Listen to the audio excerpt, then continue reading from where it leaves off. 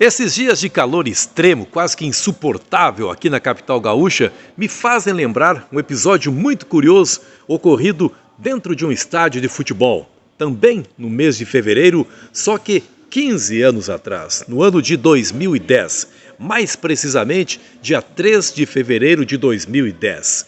Nesse dia, havia um jogo no Estádio Olímpico, válido pelo Campeonato Gaúcho. Naquele ano, o gauchão foi dividido em duas taças. A primeira taça, primeiro turno, era a taça Fernando Carvalho, uma homenagem ao presidente campeão mundial pelo Internacional, e o segundo turno era a taça Fábio Koff, homenagem ao presidente campeão do mundo pelo Grêmio, falecido presidente Fábio Koff. Estávamos, portanto, no primeiro turno, ainda era o dia 3 de fevereiro, repetindo, o Grêmio enfrentava o São Luís, e o canal Premier escalou para a transmissão o Gustavo Manhago, que hoje é narrador da Rádio Gaúcha, e o comentarista Batista, ex-jogador de futebol, ex-jogador do Internacional, ex-jogador do Grêmio, ex-jogador da Seleção Brasileira, ex-jogador da Lazio da Itália, uma carreira maravilhosa, teve o ex-volante Batista. Estavam os dois lá na cabine do Estádio Olímpico para a transmissão do jogo e a temperatura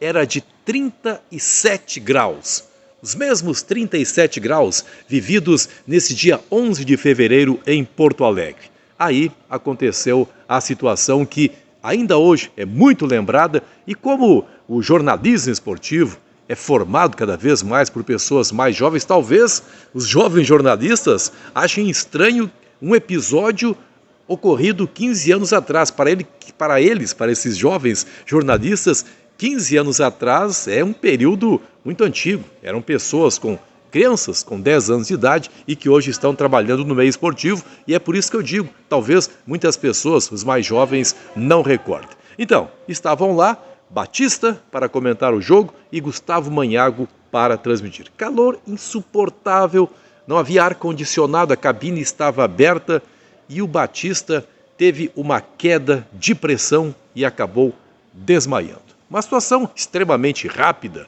durou menos de um minuto aquele desmaio. O relato é feito pelo Gustavo Manhago, que obviamente ficou apavorado, a transmissão estava por começar. Manhago largou tudo para prestar atendimento ao Batista. Rapidamente outras pessoas também chegaram à cabine, paramédicos, logo foram chamados, estavam em outros setores do estádio e foram chamados para atender ao Batista. Estou lembrando desse episódio aí ocorrido 15 anos atrás, como o tempo passa, o famoso desmaio do Batista. Por isso que muita gente brinca hoje. Olha, hoje está um calor de desmaiar Batista.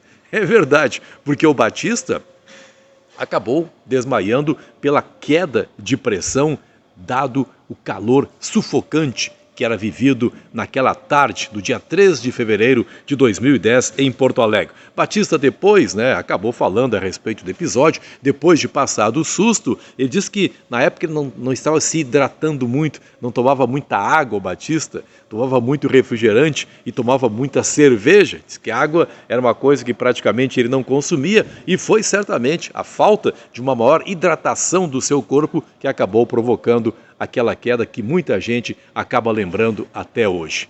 15 anos já se passaram do desmaio do Batista.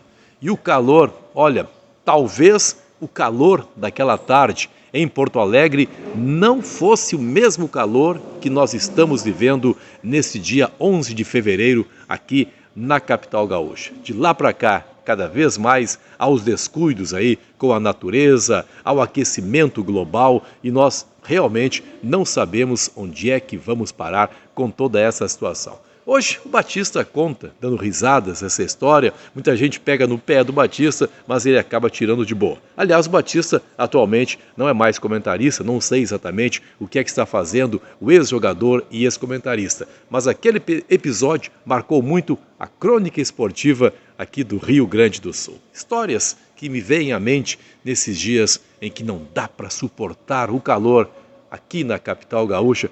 Que termine logo o verão. Verão é bom para quem está na praia, né? Para quem está aqui em Porto Alegre, tendo que trabalhar, olha, está sendo um suplício.